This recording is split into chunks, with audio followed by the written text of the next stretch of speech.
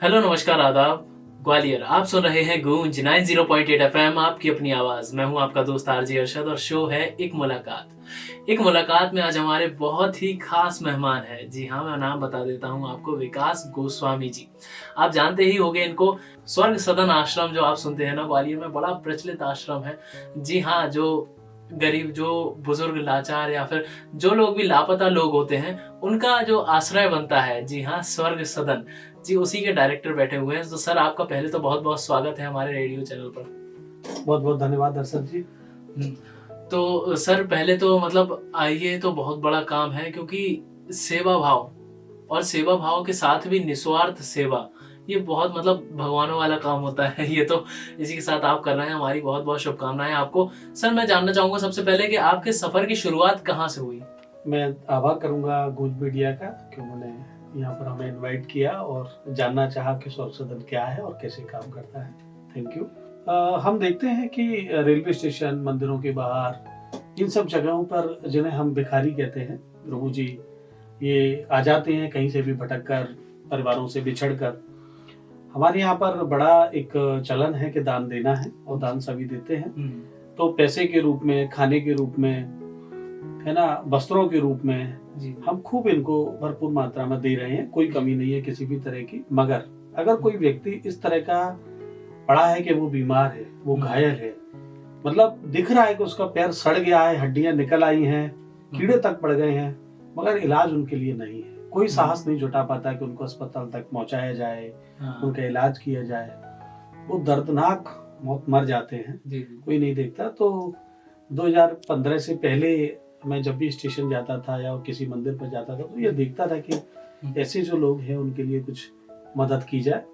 तो बस एक व्यक्ति को हमने देखा साईं बाबा मंदिर पे कि उनके पैर में कीड़े लगे हुए हैं और दूर दूर और भिखारियों से दूसरी तरफ वो बैठे हुए अलग। तो कोई मदद तो उनकी नहीं कर पाए थे उस समय, क्योंकि ये सब चीजें नहीं करते थे, ना ऐसा कोई सोच थी, विजन था। पर वो उनको देखने के बाद मन में ये आया कि ऐसा कुछ हमको करना है। बस वहां से ये जर्नी चालू हुई। अरे वाह। और इसी के साथ कहीं ना कहीं से तो इंस्पिरेशन हमें मिलती है, और सर को भी इंस्पिरेशन मिली, और उसी के साथ उन्होंने इतना बढ़िया काम का भार उठाया अपने मजबूत से कंधों पर। जी हाँ साथियों, सर ने जो काम उठाया है वो आसान बात नहीं है, क्योंकि इस काम में बहुत सारी परेशानियां आती हैं, बहुत सारे जो है हमें ब्रेकर्स आते हैं जो टैकल करने रहते हैं अपनी लाइफ में।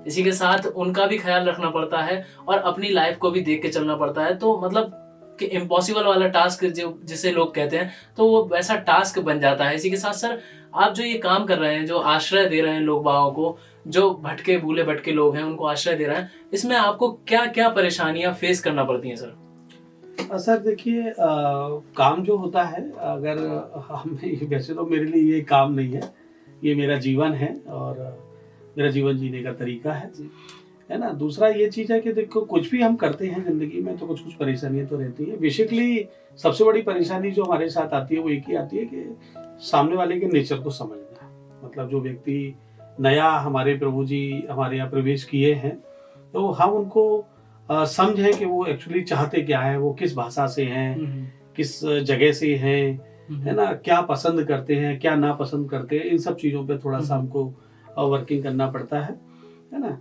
दूसरी चीज रहती है कि भाई उनके परिवारों को किस तरीके से ढूंढा जाए, वो किस तरीके से बिछड़े हैं, क्या है।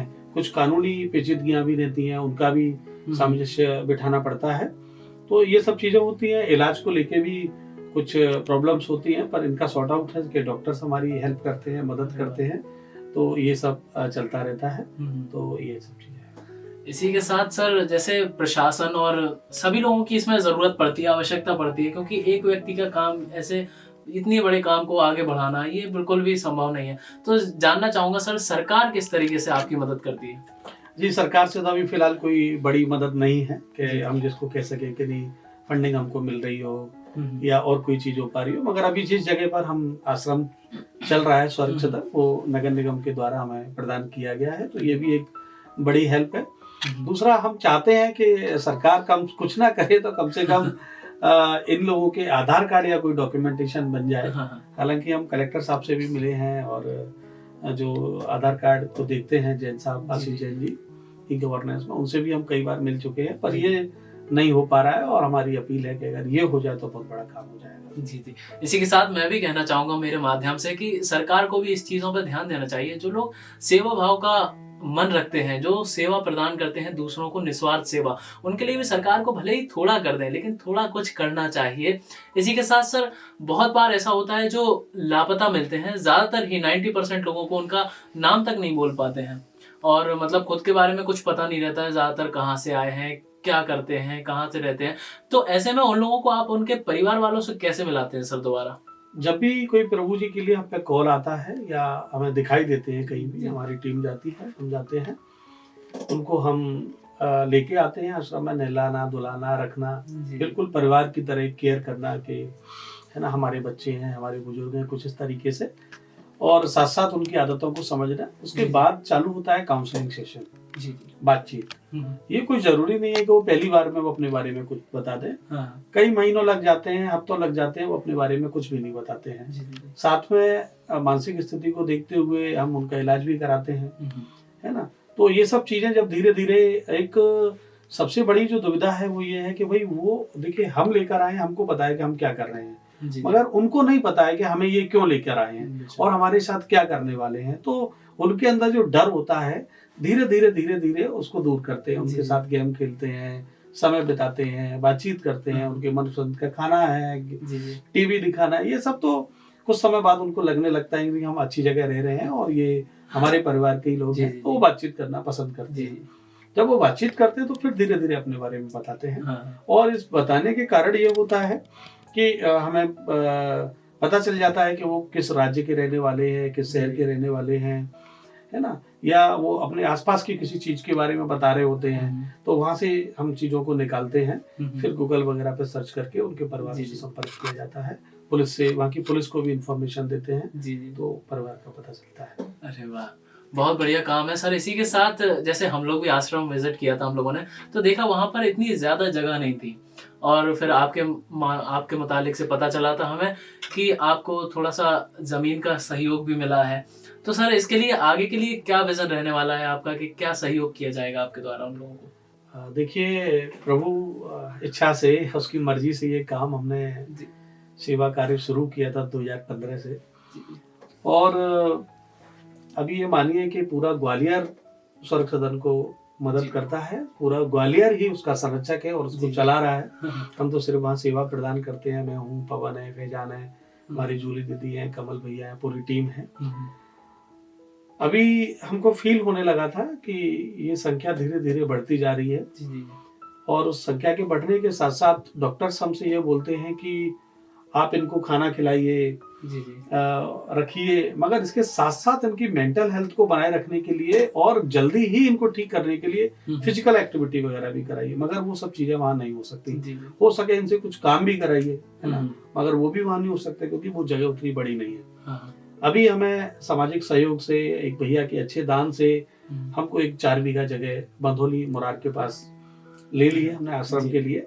उसमें हम बड़े परिसर का निर्माण करने जा रहे हैं। पूरा शहर सहयोग कर रहा है और हम चाहते हैं कि और भी आगे बढ़कर आगे आएं और इस नेक कार्य में सहयोग करें, जिससे जल्दी से जल्दी हम एक अच्छा परिसर तैयार करें। उस परिसर में इनके प्रभुजनों के रहने के साथ साथ हम एक प्लेग्राउंड भी रखेंगे जिसमें सभी तरह के खेल होंगे, है ना। साथ साथ हम फिजिकल एक्टिविटियां भी उसमें बहुत ज्यादा करेंगे, और इसके साथ हम एक लैब बनाएंगे, एक मतलब ऐसा एक परिसर जरूर क्रिएट करेंगे जिसमें ये कुछ वर्किंग कर सकें, किन्हीं चीजों की ट्रेनिंग ले सकें।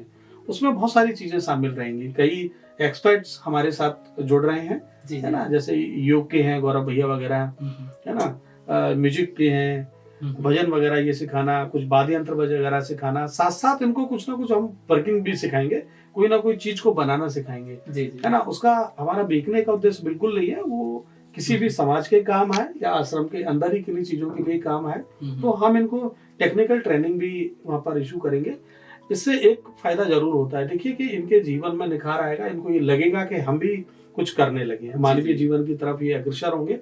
साथ ही अगर इनके परिवार मिला, है ना, तो अब जब ये परिवार में जाएंगे तो वहां भी एक काम के महत्व को समझेंगे, क्योंकि ये परिवार से बिछड़े और परिवार में इनकी कोई कदर इसीलिए नहीं थी क्योंकि ये कुछ कभी कभी नहीं करते, घर पे कोई काम नहीं कर रहे, कोई कुछ नहीं कर रहे, परिवार वालों को भी कोई परवाह नहीं है, चले गए तो चले गए, नहीं मिल रहे तो नहीं मिल रहे, कोई फर्क नहीं पड़ रहा है। तो जब ये परिवार के पास जाएं तो कम से कम वहाँ कुछ करेंगे तो परिवार को ये लगेगा कि नहीं, ये परिवार का हिस्सा है, परिवार के लिए यूजफुल है, देखो परिवार के लिए कुछ कर रहे हैं, तो इनका मूल्य उस परिवार में बढ़ जाएगा और वो अपने साथ इनको रखना एग्री करेंगे। तो ये हम चाहते हैं। तो मूल्य की बात कर रहे हैं सर, जैसा कि आपके कार्य से आपके मूल्य की पता चलता है कि मूल्य क्या है, और ऐसे लोगों को त्याग इसी वजह से दिया जाता है क्योंकि उनके मूल्य कोई आकलन नहीं कर पाता कि इनका मूल्य क्या है। जैसा कि सर कर रहे हैं, उनको पता है कि इनका मूल्य क्या है, ये अनमोल लोग हैं। जी हाँ, बिल्कुल बुद्धि से मतलब अकल से बिल्कुल नादान टाइप के बच्चे ही होते हैं, इन लोगों को बच्चे ही कहा जाता है। लेकिन सर इसी के साथ एक और बात होती है, जैसे हमारे यहाँ दान की प्रथा बड़ी चलती है, आपने बताया तो दान की प्रथा चलती है, और इसी के साथ मैं भी कहना चाहूंगा अपने माध्यम से कि थोड़ा बहुत सहयोग हम लोगों को कर देना चाहिए। जैसे हम लोग बर्थडे मनाते हैं अपना, तो ऐसे लोगों के साथ मना लीजिए, क्योंकि आपकी खुशी तो है ही, लेकिन आपकी खुशी में वो लोग भी शामिल हो जाएंगे और उनकी भी खुशी दुगनी हो जाएगी। इसी के साथ आपका भी सेवा भाव में मन लगेगा और आप भी दुगने हो जाएंगे। तो सर इसी के साथ एक और बात पूछना चाहूंगा, अभी तक का सबसे मुश्किल टास्क क्या रहा है आपके लिए? एक व्यक्ति थे हमारे यहाँ पर, है ना, मंडोल करके नाम था उनका, वो उनको मिर्गियाँ बहुत आती थी जी, मतलब दिन में 3 बार आ जाए, 4 बार आ जाए। इलाज चल रहा था उनका, इलाज चालू कर दिया, हमें रेलवे स्टेशन पर मिले थे 2020 में। उसके बाद उनको मिर्गियाँ बहुत आती थी, तो टैकल करना है, क्योंकि वो ज्यादातर अस्पताल में भर्ती रहते थे, तो एक आदमी वहां रहना, 24 घंटे निगरानी में रखना। जी जी। धीरे धीरे इलाज हुआ, वो ठीक होने लगे, तो वो वॉचिंग में रहते थे, निगाह में रहते थे, मतलब दिन में कम से कम 4 या 5 बार तो उनके बारे में पूछा ही जाता था, वो कहाँ बैठे हैं, कहाँ लेटे हैं, वो निगाह में रहना चाहिए, है ना, क्योंकि वो पता नहीं कब वो गिर जाए, कब वो मिर्गी आ जाए। तो ये धीरे धीरे उनकी इलाज से रिकवरी हुई, वो ठीक होने लगे। ठीक होने के बाद वो कुछ कुछ अपने बारे में बताने लगे। उन्होंने अपने गाँव का नाम बताया। अब जो उन्होंने गांव का नाम बताया, वो गांव हमने ढूंढना चालू किया। तो सबसे पहले यही है कि अपन गूगल पे डालते हैं, उस पे डाला तो उस तरह के कम से कम 25-30 गांव निकल आए।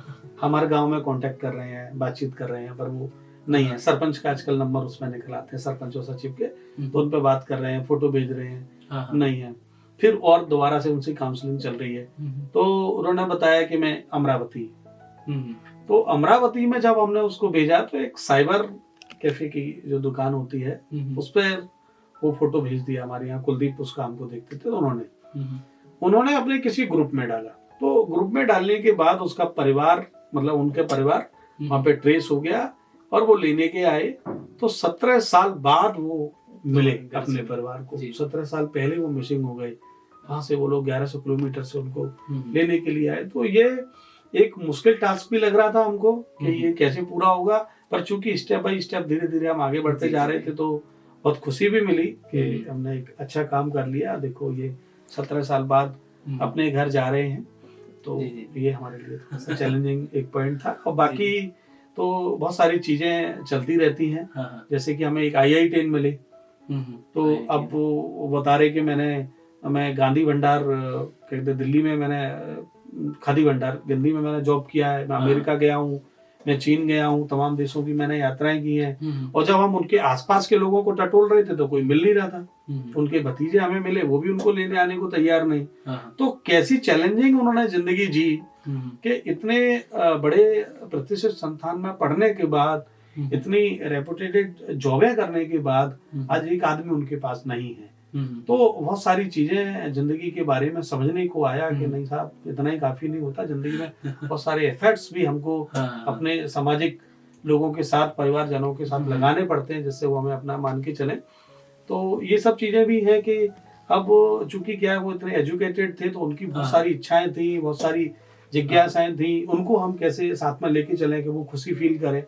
तो और ऐसा हर किसी के साथ है, जितने भी प्रभुजन रह रहे हैं, इंडिविजुअल सबके बारे में सोचना है, सबके बारे में जानना है, सबको खुश रखना है, सबकी परवाह करनी है ना। तो कभी कभी ये एक मुश्किल टास्क हो जाता है, मगर ईश्वर की कृपा से और पूरे ग्वालियर के सहयोग से ये बहुत आसान भी हो जाता है। तो यही बस चैलेंजिंग है, डेली उनके बीच रहिए, डेली उनको समझिए और डेली आनंद से जिंदगी जिए।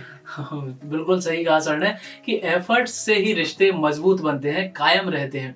और इसी के साथ सर रिश्ते बनते बनते कभी कभी ऐसा हो जाता है कि कोई लोग हमारे पास बहुत ज्यादा टाइम तक रहते हैं, तो उनसे हमारा रिश्ता बन जाता है। तो जब उनके घर वाले लेने आते हैं तो हमको भी दुख फील होता है कि अरे यार इसको नहीं जाना चाहिए था, इनको और रहना चाहिए था। तो सर ऐसा कभी हुआ है आपके साथ? जी, एक बच्चा था, हमें 2019 में मिला था इधर कलेक्ट्रेट के पीछे। जी जी। तो वो और बड़ा प्यारा मासूम सा, जैसे कि वो खाना भी खा रहा है तो हमको खाना खाओ, मतलब वो हमें पहले इनवाइट करता था कि खाना खाइए, है ना। कोई भी चीज जैसे हमने दी तो हमारे पास आ गया, हम कुछ खा रहे थे आके बैठ गया, तो उससे बहुत अलग अटैचमेंट हो गया। वो जैसे हमने निक नेम रखा उसका, वैसे ही कैलाश नाम रखा था, पर जैसे वो क्या करता था, जैसे हमारी जूली दीदी आती तो वो दीदी को तीती बोलता था, थोड़ा सा दुतला खिलाता था, तीती तीती, तो निक नेम तीती ही पड़ गया उसका, हम सब लोग तीती बोलने लगे उसे। रैंडमली क्या हुआ कि कोरोना काल जब चल रहा था तो बहुत आना जाना कहीं था नहीं, तो फिटवेल टेलर जो अग्रवाल जी हैं वो खाना खिलाने के लिए आए थे, अंजलि दीदी और भैया। तो उन्होंने एक फोटो खींचा था, ये कोरोना काल के बीच में जो लॉकडाउन खत्म हुआ था उस समय की बात है। तो जब वो आए तो उन्होंने एक फोटो क्लिक किया और वो फोटो उन्होंने अपने फेसबुक पेज पे डाल दिया, फिटवेल टेलर के उस पे।